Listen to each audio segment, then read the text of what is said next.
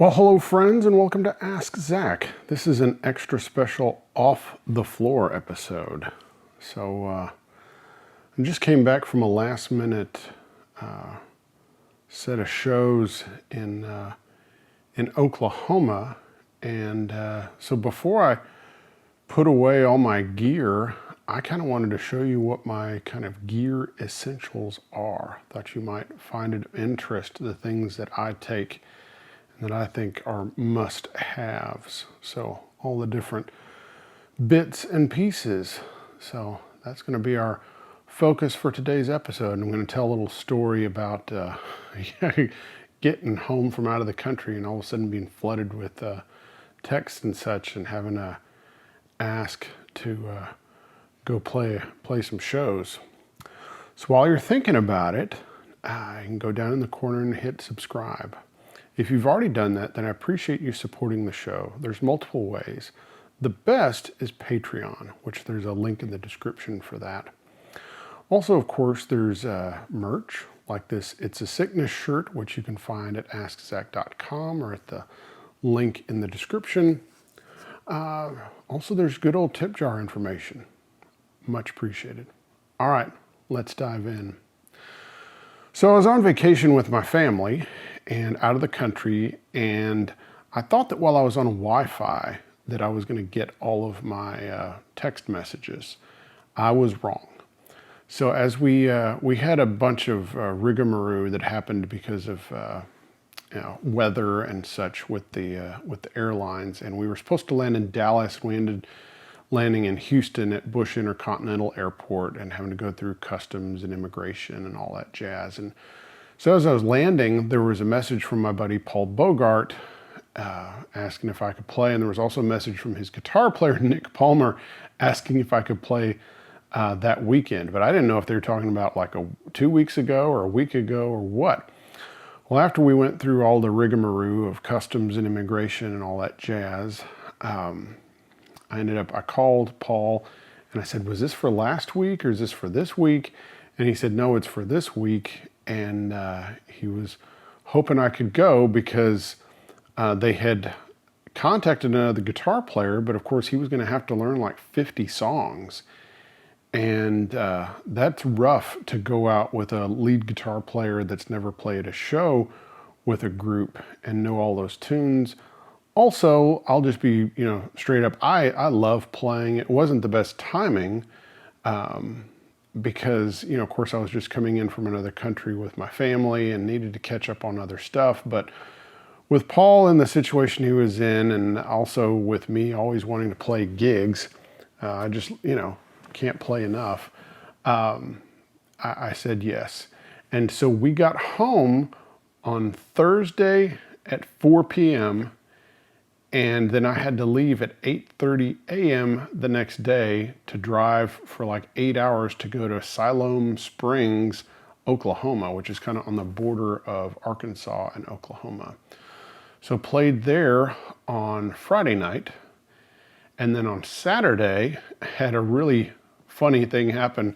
The bass player in the band, his name is Wes Burkhart. He said, I really need to get another strap. I left my strap at home and I want to get another one. And so the closest one to us was Guitar House of Tulsa, which I really like that shop, and also like Tulsa, band and guitar. They're both really good shops.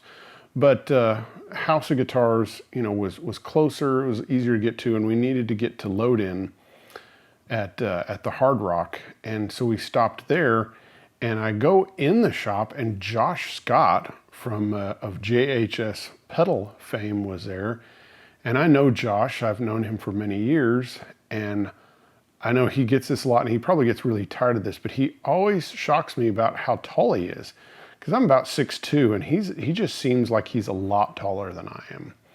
And he was looking through the used pedals, and he told me that he had over 6,000 pedals, and I believed him. I don't think that's an exaggeration. So, and he told me that Rhett Shull was going to be there in a bit, but we were kind of pressed for time. So I kind of waited as long as I could. And then as I told, the guys that, hey, we just need to go, we get out to the parking lot, there's Rhett.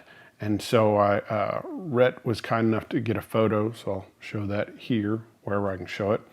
And so that's me and Rhett. And Rhett's taller than me also. These guys are big dudes. So anyway, it was really great to meet him. Then played, of course, the gig at the Hard Rock in Tulsa, and that went over great. And then came home on Sunday, and went through a bunch of crazy weather and stuff, but all was good. And yeah, glad to be home. So before I put all my stuff away, I thought I would go ahead and show you, what I think are the essentials. So first off, of course, a guitar. So this is a Levy's gig bag, and I just really like them a lot. I don't like using hard cases and such, and I always like to keep the guitar with me. So I never put a guitar like with the amps and stuff like that. So I always keep this guitar with me. Sometimes if I have I always take a second guitar, but if if they do have a situation like that, then I find something else to store it in. But here, I'll open this up.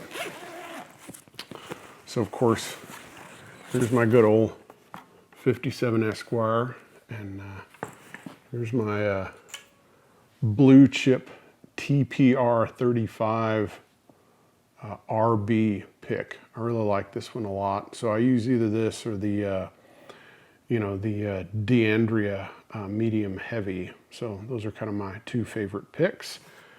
And just set that down here. And let's see what we have in the good old compartment. Of course, we've got a strap, which you always got to have unless you can place it down.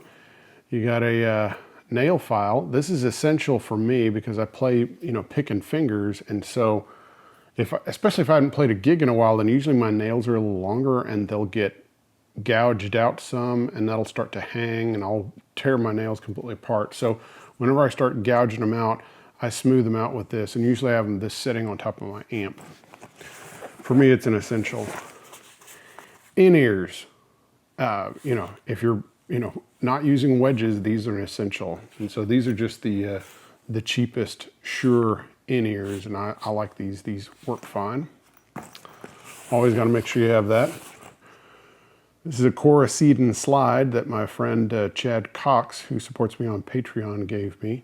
This got thrown away by the crew at the Hard Rock Casino, and I had to tell the guys, it's like, you've got to find that. And so the lighting director, Danny, was kind enough to go dumpster diving and find this. Yeah, it had already been put in a big garbage can. So I was really glad to have this back because these are expensive. And I have a couple of these, and this is my favorite one. So glad to still have that. D'Addario NYXL 9.5 through 44. These are my favorite strings right now. Or I'll use the NYXL 10s. So one or the other, depending on the guitar and depending how my hand is doing that week. So, but most of the time it's this set, and these are great. I can leave these on multiple gigs, and they have a lot of life in them. What else?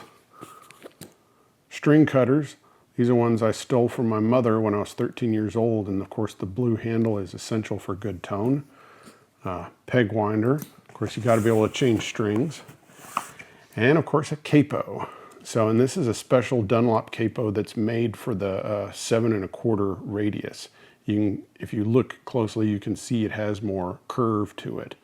So if you have a vintage Fender or one with a vintage radius, you need a special capo. Otherwise, it won't really mash the strings down correctly. And so it's not any more expensive. You just have to kind of find them. And you got to have that. Let's see, anything else down here? Nope, that's it. All right, let's go to the pedal board. This is a pedal train case, but it does not have a pedal train board in it. And it has a mono board in there that I've been using for quite a while. And I've got some foam in here to kind of fill it out. I'm going to just throw the foam in the part of the room. Put the case over there. And here we go. So this is my current pedal board. No, I mean, the first thing you're going to say is that a clone? No, it's not. It's a clone. It's one of the first exact clones that I've ever seen where they actually do the housing also. And that was done by a cat here in Nashville who wants to remain nameless. And I think he's only made a handful of them. I don't know if he's going to make any more of them. These are Master Series plugs from George L's. I really like those. They made those back 10 years ago. They don't make them anymore. They're really big, so they're not good for cramming a bunch of stuff, but since I only have a couple of pedals, I like using them. Turbo tuner, XTS rehoused Mostortion, the Klon copy, and of course you have the Deep Blue Mad Professor delay. I love this because it's small, it's easy to use. I usually use it just for long delays and otherwise leave it off and just use the amp reverb when I'm doing chicken picking or up-tempo stuff. So, and I can, you know, switch it to a slapback thing pretty easy, you know. Most importantly, of course, we have the True Tone CS6 power supply. And this, of course, I work for True Tone, and this is a wonderful power supply that Bob makes, and I requested it, and I'm so glad he makes this. I've been using this same one for about 6 years now, and it's always been dead quiet and done a great job. And so, yeah, thanks True Tone. All right, there's Pedalboard. Now the amp. So I'm gonna talk about the cover first. So this is a Tuki cover, T-U-K-I, and I've been using Tuki covers for probably 20 years.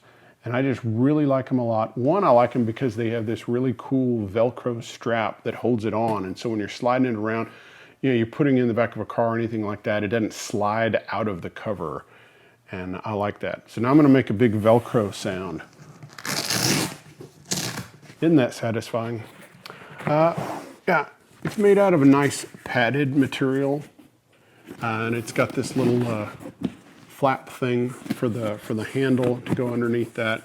It's just a really good cover. Of course, I've got a Kane's Ballroom sticker on there. So I love these. These are great if you are not around road cases. So if you have your gear and it's gonna go around other, you know, you gotta pack it with guys using road cases, well, you can't do this. Road cases require other road cases. So I can do this for the kind of gigs I'm doing, but if I was, you know, if this was going in a big trailer or something like that, I would have to use a road case because, yeah, this would just get completely torn up. But this is better than most slip covers because it's padded. All right, the amp. This is my Headstrong Lil King. It's just the stock Princeton model. You know, it doesn't have any hot rodding done to it other than it has a 12-inch speaker. It has the Eminence Alessandro GA-SC64, the 12-inch speaker. It's a ceramic magnet.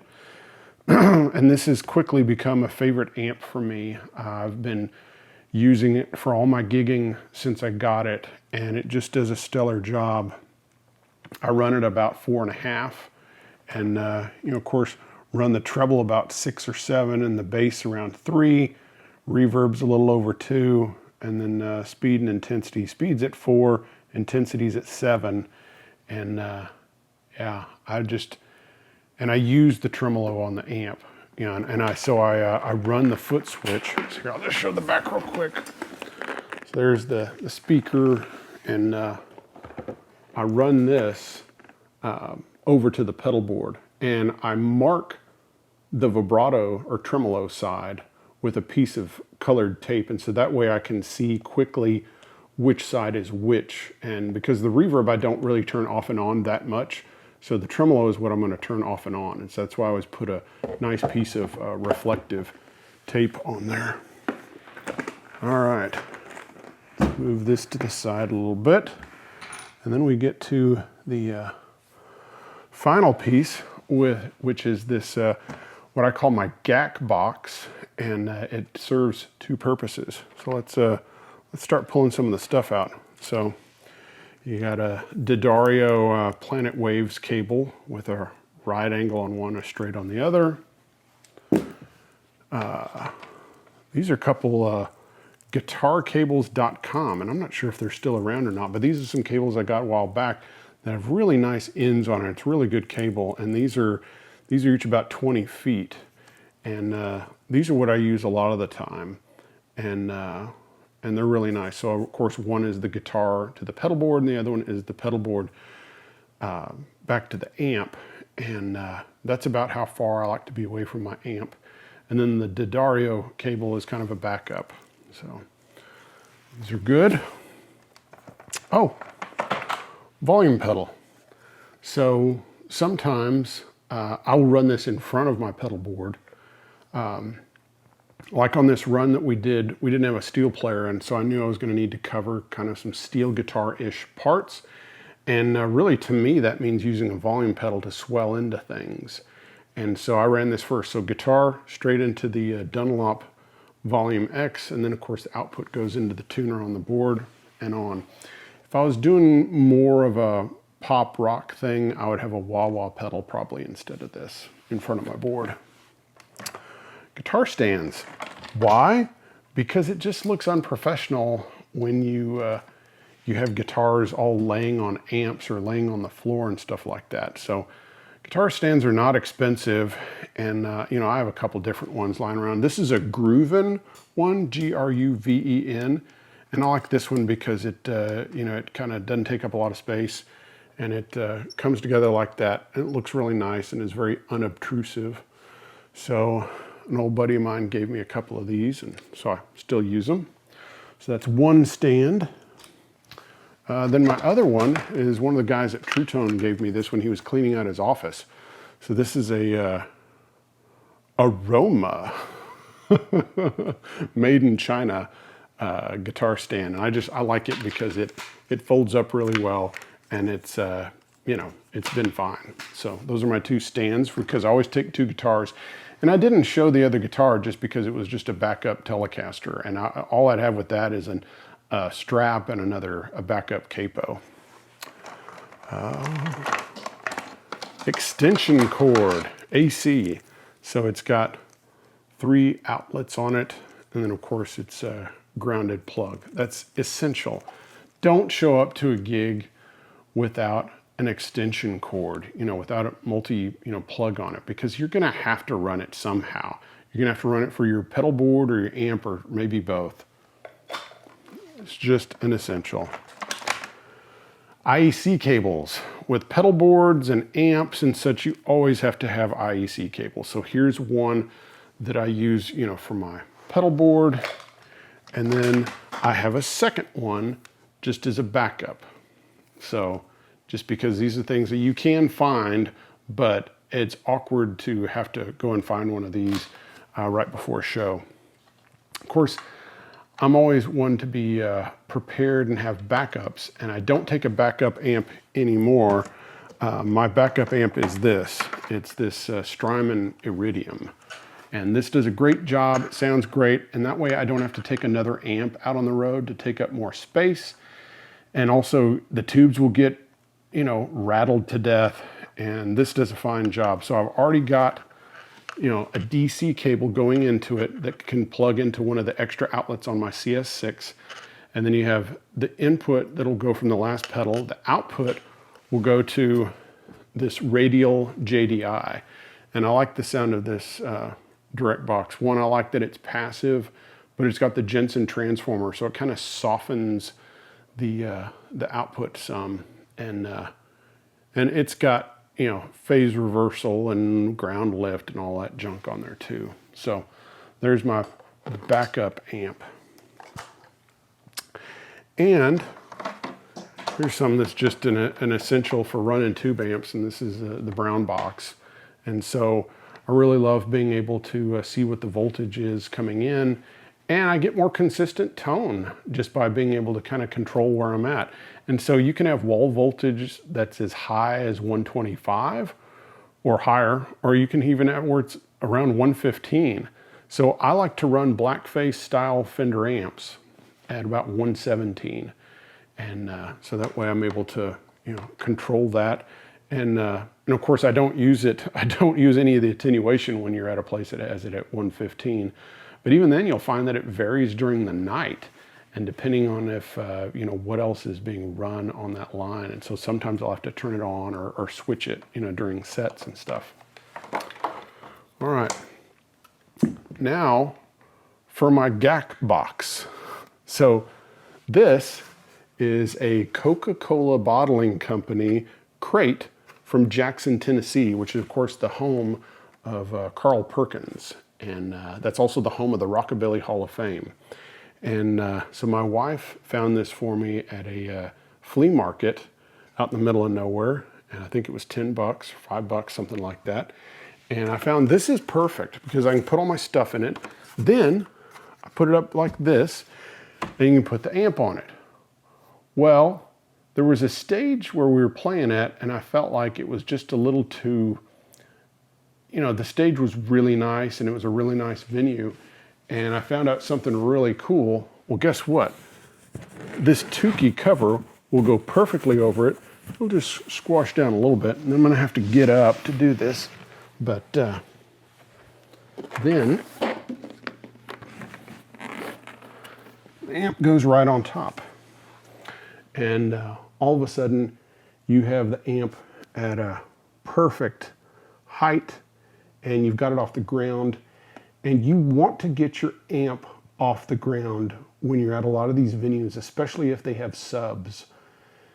So if a venue has subs, then all that low end is going to get picked up by your amplifier, and it's going to get into the microphone, and it's just going to create more of that bass rumble that we all hate. And so it's a really good idea to get your amp off the ground. If you're at a small club that has no subs, well, who cares? But if you're playing in bigger venues, and I don't even mean gigantic ones, but so many places have subs now that you know, I really highly recommend you get the amp off the ground. All right, guys. Well, I hope you've enjoyed today's episode, and just to look at the gear that I use. And yeah, you saw everything except, of course, the second Telecaster that I would bring with a capo. So, all right, guys. I'll see you next time. Bye-bye.